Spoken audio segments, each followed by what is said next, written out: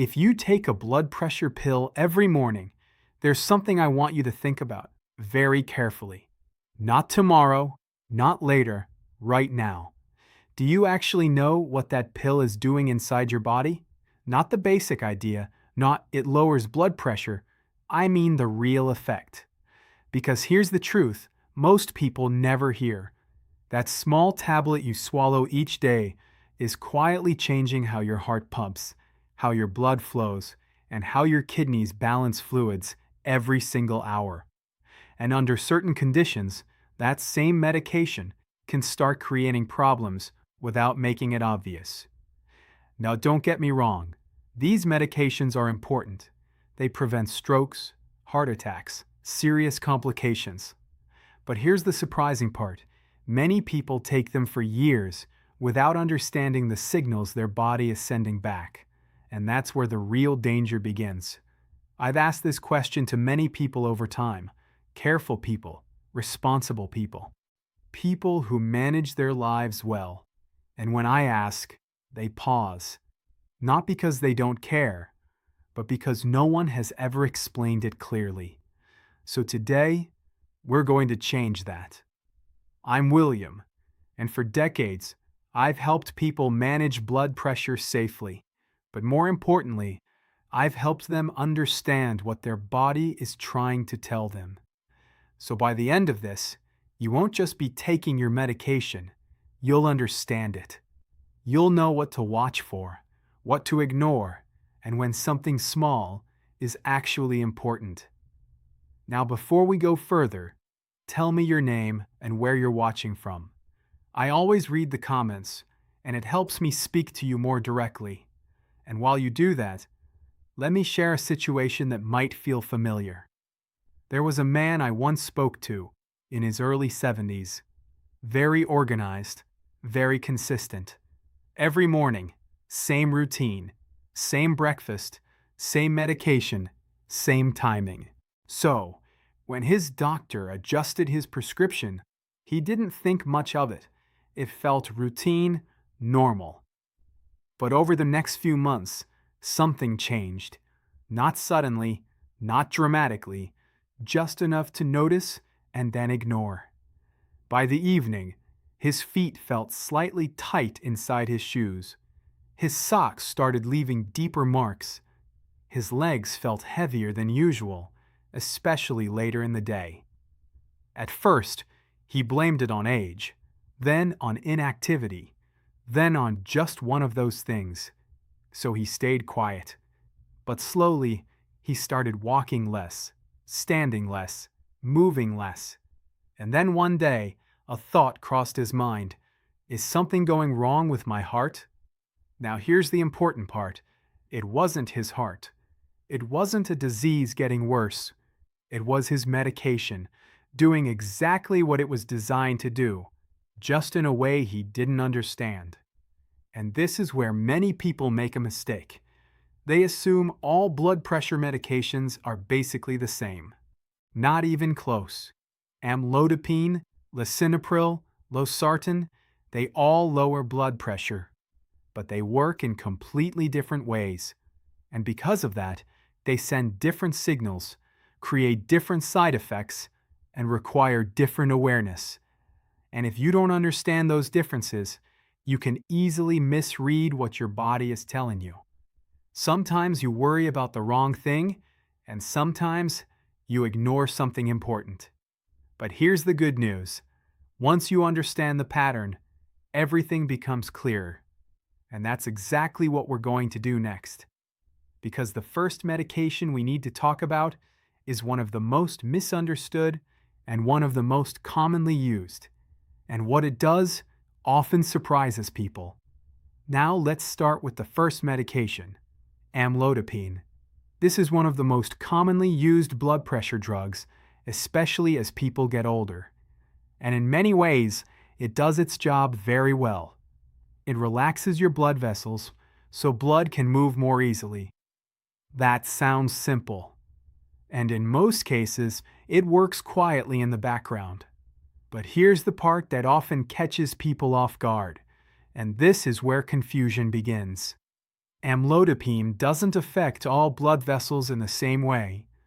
It mainly relaxes the small arteries, the ones that carry blood away from your heart. But the veins, the ones responsible for bringing blood back up, don't respond as much. Now, this might not sound important, but here's where it becomes noticeable. When more blood flows into your lower legs than your veins can efficiently return, pressure begins to build in those tiny vessels. And slowly, fluid starts moving out into the surrounding tissue. Your ankles may look slightly puffy. Your socks leave deeper marks than usual. Your shoes feel tighter by the evening, and your legs feel heavy, almost tired, without a clear reason. Now here's the surprising part. This is not your heart failing. It's not your kidneys shutting down. In many cases, it's simply how this medication works in the body. Research suggests this kind of swelling is quite common with amlodipine, especially in older adults. But this is where things quietly go wrong, because people misunderstand what they're feeling. Some people see the swelling and they panic. They assume something serious is happening, and without speaking to anyone, they stop the medication. And when they do that, their blood pressure begins to rise again, slowly, silently, without them realizing it. Others do the opposite. They ignore it completely. They reduce their activity, they sit more, they accept discomfort as part of aging. And over time, their mobility decreases and their confidence starts to drop. But there's another reaction, and this one is more risky than it sounds. Some people think, I must be holding too much fluid, so they start drinking less water. They avoid fluids, and this is where it becomes a problem, because dehydration combined with blood pressure medication can lead to dizziness, weakness, and even strain on your kidneys. So the issue isn't just the swelling itself, it's how people respond to it. And this is where a simple shift in awareness makes all the difference, because in many cases, this situation can be managed. Sometimes it's as simple as adjusting when you take the medication. Sometimes elevating your legs in the evening helps. And sometimes your doctor may fine-tune your treatment. But none of that happens if you stay silent. And this is something I want you to remember. Your body doesn't create symptoms randomly.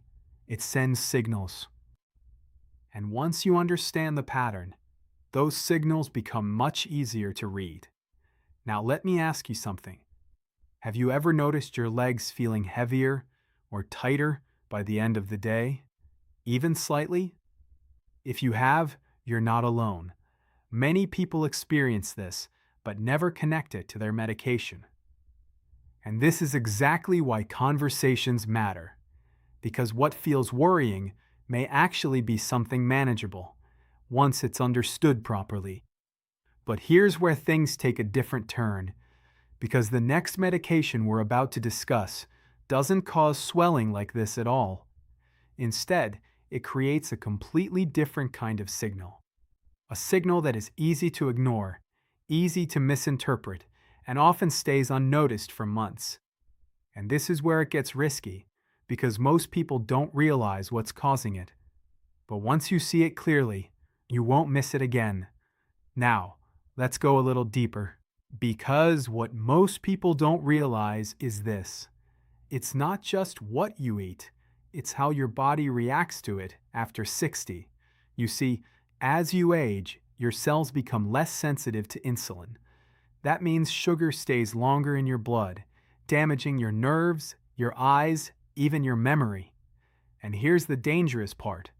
You might feel okay, while the damage is slowly building inside. That's why choosing the right foods is not optional anymore. It's protection. Now let me show you something simple, but very powerful. Food number 3, beans, lentils, chickpeas. I know, not very exciting, right? But listen carefully. These foods contain something called soluble fiber. Think of it like a sponge. It slows down how fast sugar enters your bloodstream. So instead of a sudden spike, you get a slow, steady release. And that keeps your energy stable, your brain clearer, and your cravings under control. In fact, many of my patients notice something interesting. After just a few days of adding lentils to lunch, their evening sugar cravings almost disappeared. No struggle, no willpower, just a simple change. Now here comes food number 2, and this one surprises a lot of people. Apples. Yes, apples. But not because they are low sugar. They're not. It's because of what's inside them, a natural compound called polyphenols. These compounds help your body use insulin more effectively, which means sugar doesn't just sit in your blood. And here's something I always recommend. Don't peel the apple. Most of the benefits are in the skin. Now, before I tell you the most powerful food on this list, there's something you need to avoid. Because even if you eat all the right foods, this one habit can silently cancel everything. Drinking sugar instead of eating it. Sweet tea, packaged juices, even healthy smoothies. They flood your bloodstream faster than your body can handle. No fiber, no slowdown, just a spike. And over time, that's what pushes many people into diabetes without warning. So if you do only one thing after watching this, start here. Stop drinking your sugar. Now, are you ready for the number 1 food that can make the biggest difference? This one I recommend to almost every patient over 60. Now, let's talk about the number 1 food, and this one might already be in your kitchen. Nuts, especially almonds, walnuts, and pistachios. But here's why they matter more than you think. They are rich in healthy fats, magnesium, and protein. This combination does something very important. It slows down how your body absorbs sugar and improves how your cells respond to insulin. In simple words, less sugar stays in your blood and more goes where it should, into your cells for energy. Now, I've seen this again and again. People who start eating a small handful of nuts daily often notice more stable sugar levels, less hunger, and better energy throughout the day. But remember, quality matters. Just a small handful, not a full bowl. Because even healthy foods in excess can work against you. Now let me pause for a moment, because this is important. You don't need extreme diets. You don't need expensive supplements. What you need is consistency. Small changes, done daily, create real results. And if you've been feeling tired lately, if your sugar numbers are creeping up, or if you just want to protect your health moving forward, start simple. Add one of these foods today, not tomorrow, today. And observe your body. It always gives you signals. You just have to start listening. Now, before you go, I'd really like to hear from you. Tell me your age and where you're watching from. I read every comment, and it helps me create better guidance for you.